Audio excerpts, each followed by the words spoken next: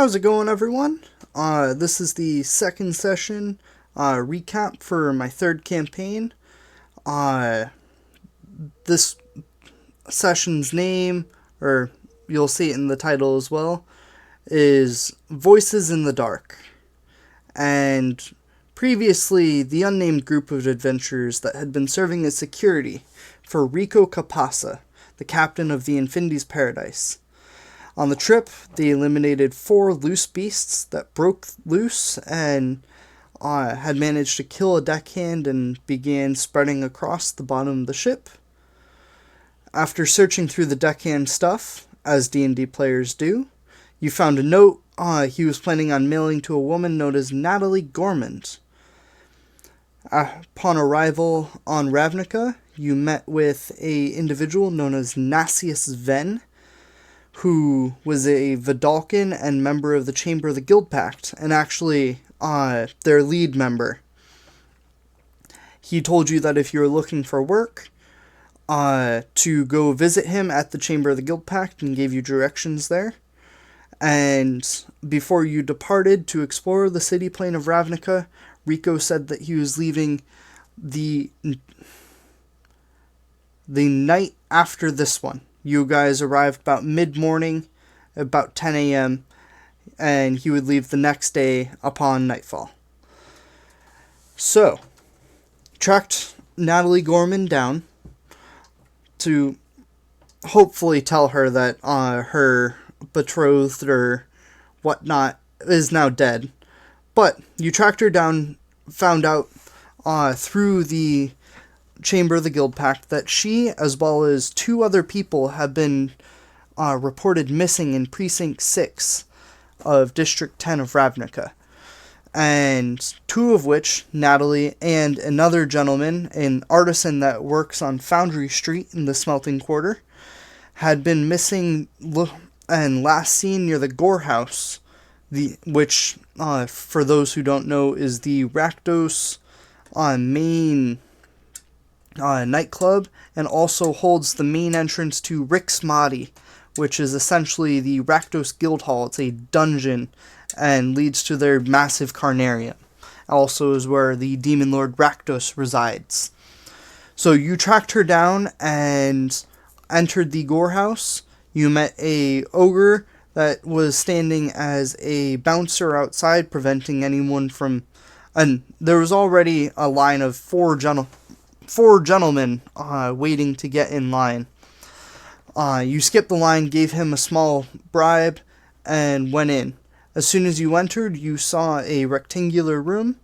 To the right of you was a small bar stand where a red-scaled Viashino, or lizard folk using D&D statistics, named Nyoser, ran the club. And he is the sole proprietor of the club and is a Rakdos member himself.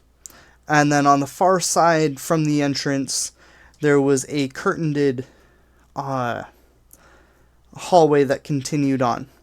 You began asking Nyoser several various different questions, and he didn't want to be necessarily helpful in the beginning, however, was reluctantly giving you guys varied answers until you all asked for specifics, maybe some names of guests that have come in lately.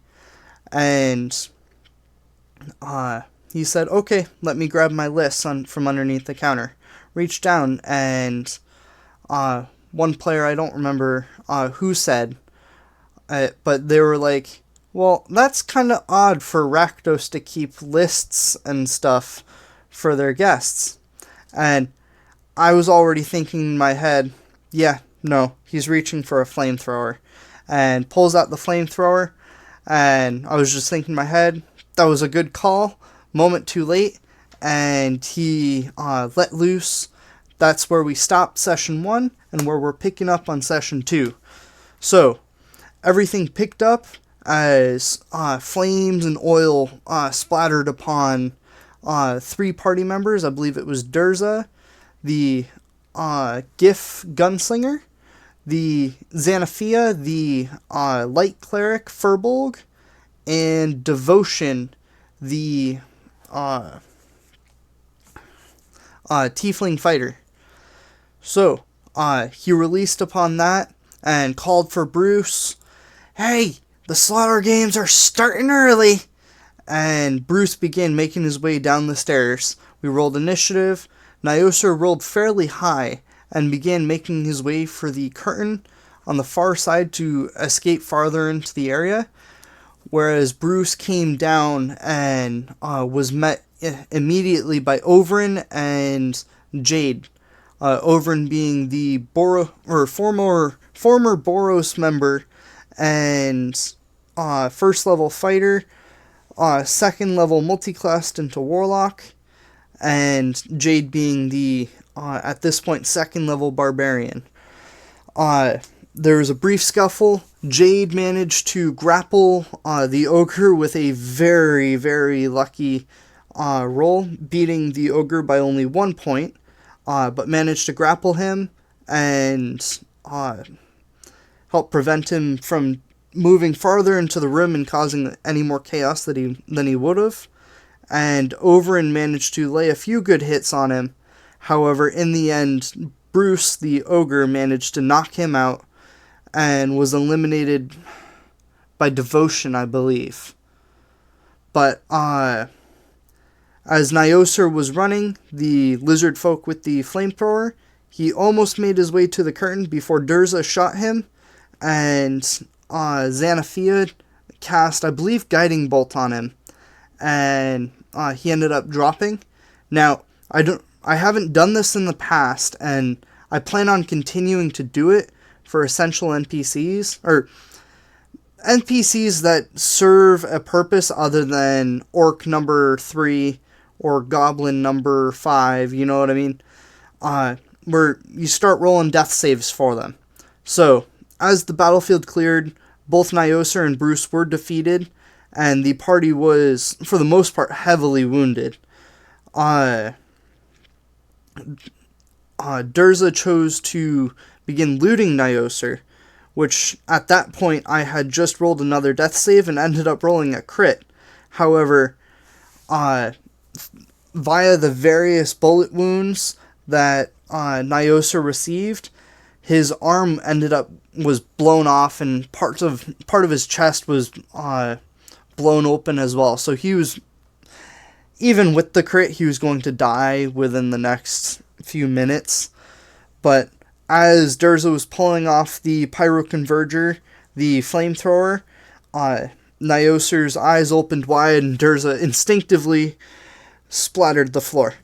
And 'twas the end of Nyosur, the owner of the Gorehouse. So, the room went quiet. They began searching around. Jade found a lockbox underneath the counter of the bar, tried to open it, chucked it against the wall, but nothing seemed... It's a reinforced lockbox, and none of them are rogues or even have thieves' tools. So she instead decided to put the lockbox hidden behind a statue that was in the room for when they're on their way out. And they continued to... actually, I thought it was pretty funny. They pulled out a piece of paper and wrote on it, "Caught sleeping on the job," and pinned it to Nyosur and put them both behind the bar. They then passed the curtain and began going farther into the room. And when I was developing the dungeon, I was thinking of ways that prevented any passerbys or any local officials that wanted to come in to stop a barroom brawl, but kind of prevent them from asking questions of noises and torture shit that was happening in the back of the place. Because if someone's getting tortured, they're going to yell and scream, or if anything crazy's happening, there's going to be a lot of noise that projects through all the open corridors and whatnot. So rather than putting a locked door there, I decided to make that 20-foot long hallway under the effect of the silence spell, so that way it thematically fit that role, and it could be a useful trick for either any Rakdos members that were going to sneak up on the party, or a possible advantage the party could have taken advantage of. I don't remember them ever actually taking advantage of it, though. But no, nonetheless, it was pretty interesting to add. So, past that, there were 2 doors on the right-hand side. One led to a storage area that had bits of alcohol, very strong, based on everyone's reaction. And the door after that was, while you may think it's off theme, there were rudimentary cleaning supplies. Even the Rakdos need to clean up after themselves every now and then. And past that, there were 2 double doors that were locked, and 2 single doors to the far left at the end of a roughly 20-foot wide hallway that opened up into what I called the Gore room. They decided to go to that door first and opened it up. Now, Card didn't share this with the rest of the party, and something I failed to mention too. Card and Devotion were both out. They had their own plans. It was Father's Day, and they're off the hook. So we decided to play without them, and I just NPC'd their characters. We had a few things in the background that I had spoke to both of them before we played. So Card, who revealed in session 3 that he is a sorcerer. At that point, I made sure that I wasn't using any of his magic. That way, if he could present that he was a magic user when he felt like he needed to. So, but what's interesting about Card is he heard the voices of 2 zombies moaning, "Hungry, so hungry." And they followed those voices to the 2 single doors to the Gore room. They broke open those doors, and they entered to see various torture implements across the walls, along with blood spatter everywhere. And think about it like the room is like a U, and on the tips of each U, there were 2 zombies chained to a 15-foot long chain. And they couldn't reach the party, but if the party members were to rush towards the end, then the zombies would have came out and struck. Thankfully for them, there wasn't too much of a deal. And also, directly from the 2 single doors, there was a small hallway that led to a furnace with what looked like 2 spikes and a rack that you could push a body into the furnace. It was pretty gruesome shit.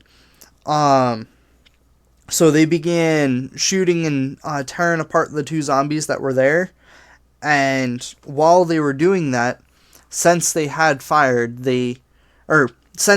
had fired his gun, that alerted the torturer that was in the double door room, and the demon cackler, Rakdos cackler is the technical term, and I used those stats, that there were people involved. Now, that was one disadvantage about that hallway that had the silence effect on it. So, yes, while that's a disadvantage, Durza did fire, and they were kind of noisy after coming in past that. So, the torturer went down with the cackler and got some reinforcements, gathered 2 more cacklers from the stage that is 60 feet below them, and came back up. While they were eliminating the zombies, the 3 cacklers came up and attacked. There's a very interesting struggle. Various party members were knocked out by an initial wave of 3 Tasha's Hideous Laughters. I believe it was Devotion and Jade that were knocked out. They were on the ground laughing hysterically and were pretty much incapacitated. As for the rest of the party, they managed to take out a few of them, but what's pretty unique about the cacklers, and I kind of wish there was more monsters like this, when they die, every creature within 10 feet of them needs to make a wisdom saving throw or take 1d4 psychic damage. Obviously, for level 2 characters, that's a pretty decent chunk of hit points. But for higher level characters, it would be nice. I might even just homebrew it to where it deals more damage. But regardless, that started knocking them down pretty low. And they didn't rest or heal up after that first encounter. So at this point, I believe I knocked 2 of them down.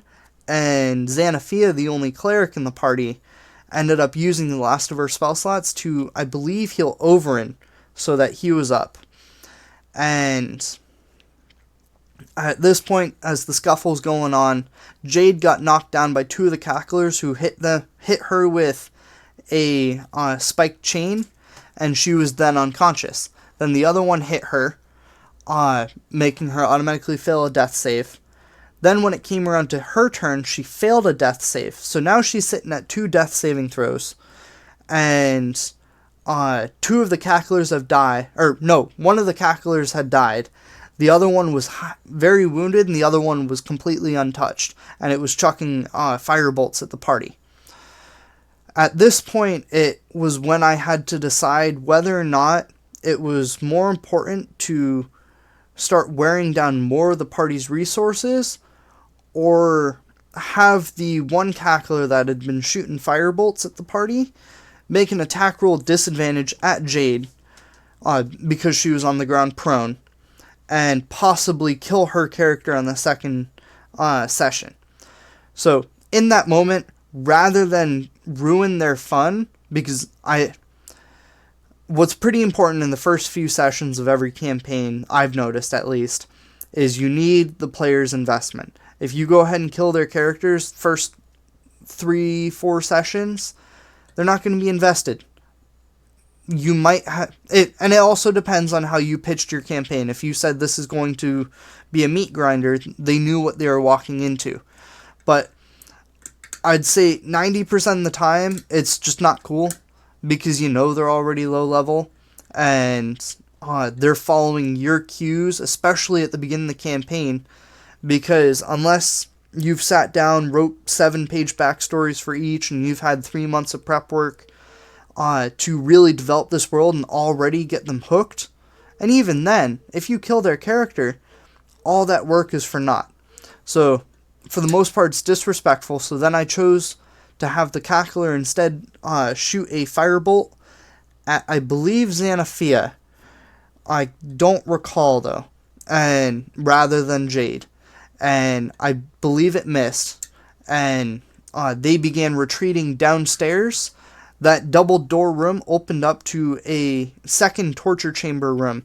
There was a rack with an upside down human whose chest was split open, and a table with a Simic hybrid whose chest was also split open, and all of their innards were ripped out.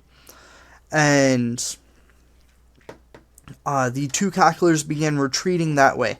Devotion and Overin chased after the 2 cacklers and managed to eliminate both of them. However, with that, forced both of them to make wisdom saving throws as the 2 cacklers died, and dealt a little bit more damage to Devotion, and Overin was then pretty close to his last legs. It was at that point that the party realized that they could not move on any farther without taking at least a short rest.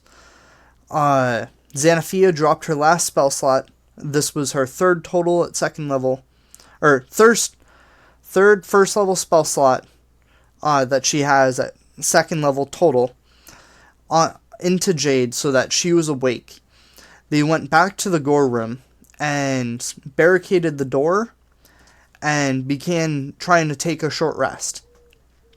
It was at that point that Jade was waking up. They noticed that there was a sewer grate in the gore room, where just, if there was blood, it would slowly drain into there. That way, the place doesn't get all too messy. They took a little bit of time, and Card began, or no, it was Durza that started searching around, and in one of the nooks where one of the zombies was hiding, amongst all the various different pieces of remains, he noticed that there were white and red tattered clothes. No identifying symbols. However, just based on the colors, it was recognized to be Boros, some Boros member who was torn to shreds back here. And by digging around with a high enough investigation check, he managed to find a Boros signet, which also reminds me, and I failed to mention, while Durza was searching through Nyosar, the Gorehouse owner, he found a Rakdos signet on the lizard folk and gave that signet to Card. And this is where we started to take that short rest. Now, I wasn't going to give the short rest to them easily, and if they had failed some various different checks, they would have either had to retreat and pretty much fail the mission to some degree, or had to try and press on, possibly lose a party member. And at that point, if you give them the opportunity to heal, then it's a little bit more acceptable. But if you're throwing combat encounter after combat encounter, that's when some tensions can be raised, and I'd rather give them the benefit of the doubt than not. So, all in all, while they're trying to take this short rest, they barricaded the 2 single doors, and 3 Rakdos cultists had come up and began searching around the room. Because the cacklers, when they die, they disappear into dust and fire, and return to technically the Abyss, since this is the D&D multiverse rather than just the Magic the Gathering multiverse.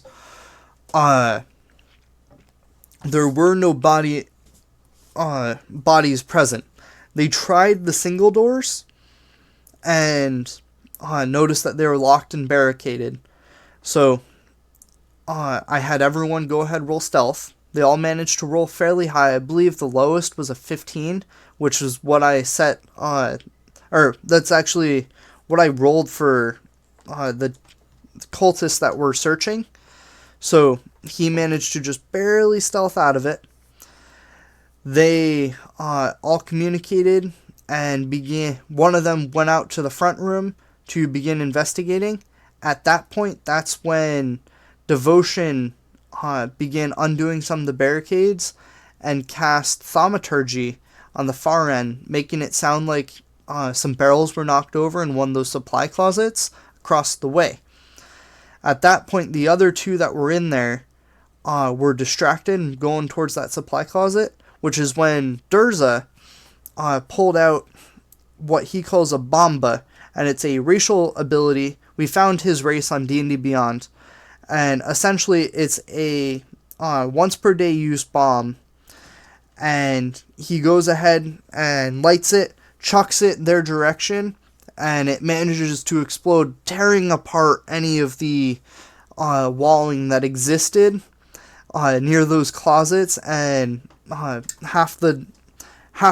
just blowing the doors of the double door room completely off their hinges. The last guy ran back. They quickly eliminated him, and during that short rest, they managed to attune. Durza attuned to his pyro converter, the flamethrower, which was used twice in the previous encounter. So they came back and went back to that double door room. It had a spiral staircase down. As they did, they heard footsteps running up. That's at that point, Durza sat at the top of the stairs, readied his pyro converger, and waited for half them to get up as they were turning, pulling out knives and blades, and released the pyro converger, rolled damage, and it was more than enough to completely fry all of them. After killing them, he kind of pushed all the bodies down, and they all began descending down the staircase. Oh, completely failed to mention. So, after he fired the pyro converger, there was a second wave. There's 2 other guys that had survived. He shot the pyro converger again.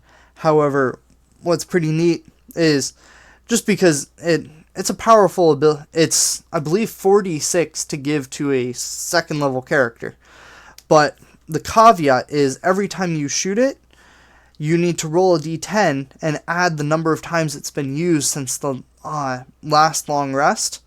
So, since it was used twice in the previous encounter, and he had just used it, on that next use he had to roll a d10, and obviously my brother kind of sucks at gambling, and rolled high enough to where if you roll over an 11, the power converger explodes, and you instead take the damage.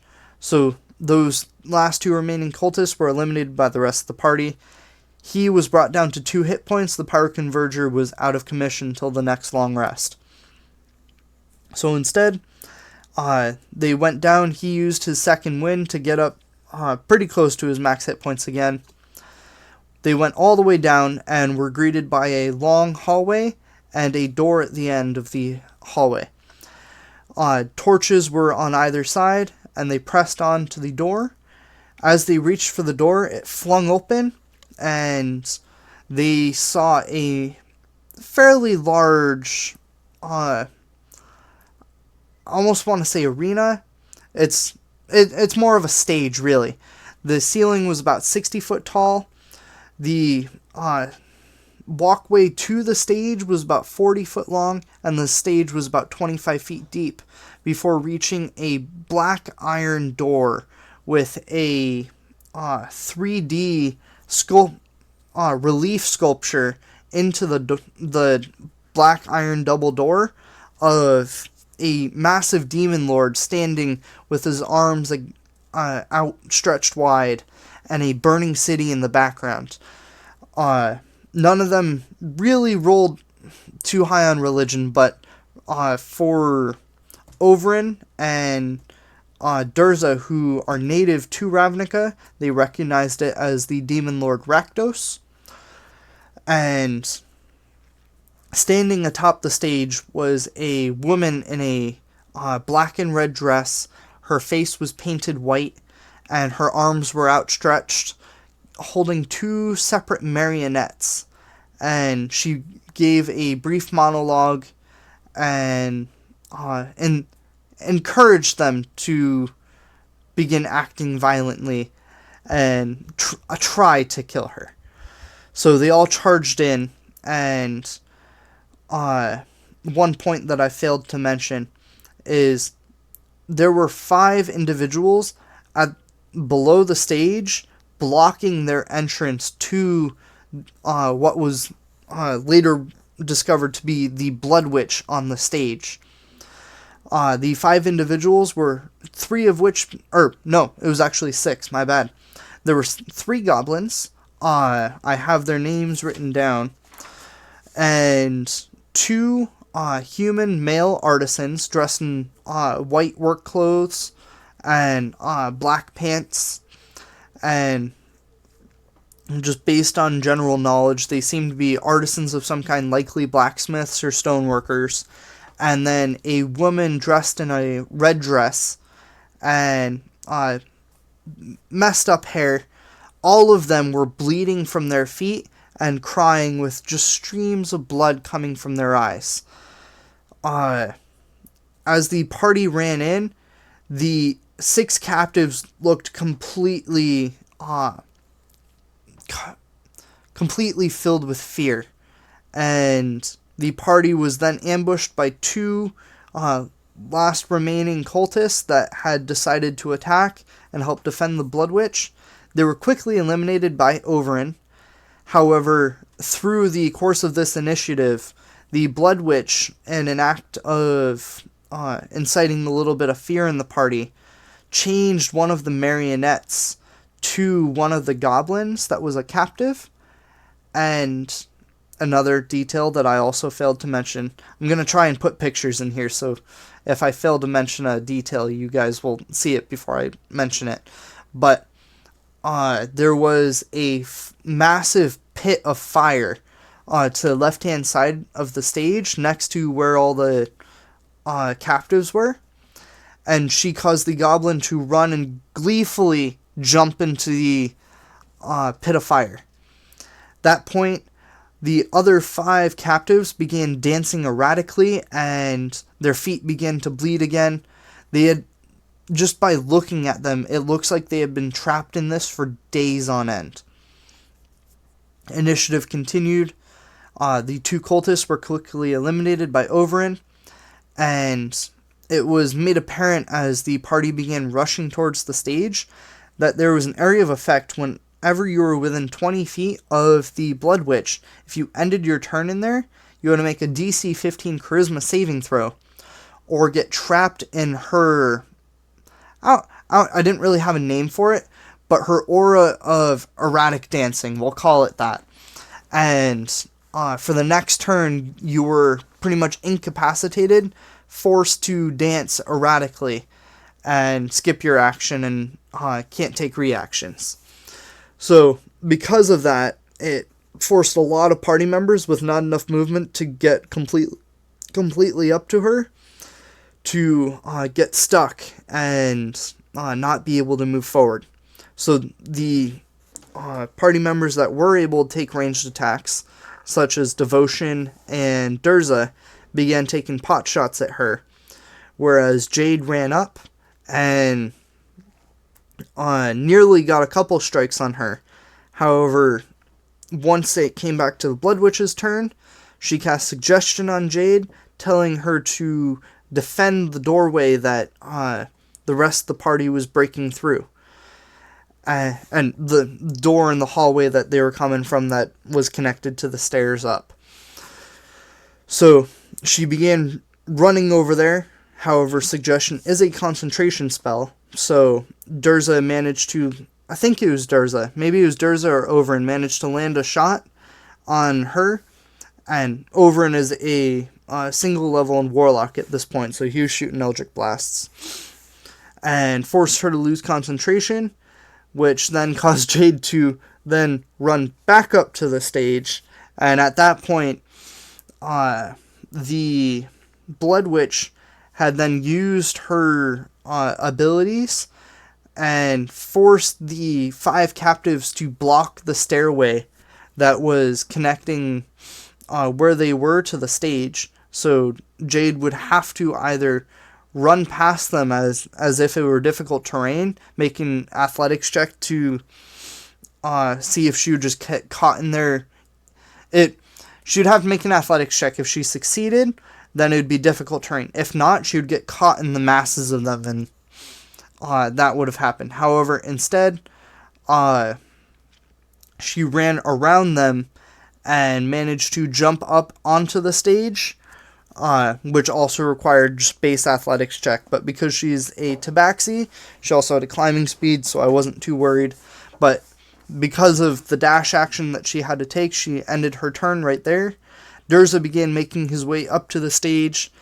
At this point, Overin was then knocked unconscious, and Devotion was caught in the dancing erratically aura. And... well... darn. Xanathia was in the back. She was completely out of spell slots. They hadn't taken a long rest yet, so she was trying to use Toll the Dead on the Blood Witch. But Blood Witches have fairly high mental stats, so she was able to evade most of the damage that Xanathia was dealing. And this went on until Durza had made his way up onto the stage, and it was at that point, as Jade had then grappled the Blood Witch once more and began ripping into her throat, Durza came up and stabbed her into the chest and eliminated the Blood Witch. At that point, the Dancing Erratically aura dropped, and we had closed the session. So it was much more of a dungeon crawl than most other sessions, and I think those are good to balance. Session 3, I know this session recap is a little late on the ball, but I figured it was important to get the story consistent and all in one piece. That way I'm not skipping sessions. So in a few days you will get Session 3's recap, hopefully before our next session. It was confirmed that the woman in the red dress that was a captive was Natalie Gormund. They recognized one of the human captives as the missing person named Jeremy. There was the other artisan that had no name they didn't recognize. And then the two surviving goblins were both disarmed, dressed in armor, and had not introduced themselves yet. So we ended it there, especially since we were short 2 players. We didn't want to... it's more okay, I think, to go through dungeon crawls. The players that aren't able to play kind of miss out on the fun. But if you're doing RP or exploration type stuff where you're really developing the world, it kind of sucks for them because they really miss out on that. And then sessions down the line, they have no context as to what you're saying or really referencing. Let me double check my notes, make sure that's everything you guys need to know. Durzo ended up picking up the Boro signet. He has not attuned to it yet, even in session 3. But you will know, I will put up session 3 here soon. And if you have any comments, complaints, concerns, please leave in the comment section. Give it a like if you liked it. And I promise these will get better. Hopefully soon I can get a video camera and you can actually watch me mumble and flip around my notes like I'm a professional. So, thank you very much for watching, and I'll see you soon.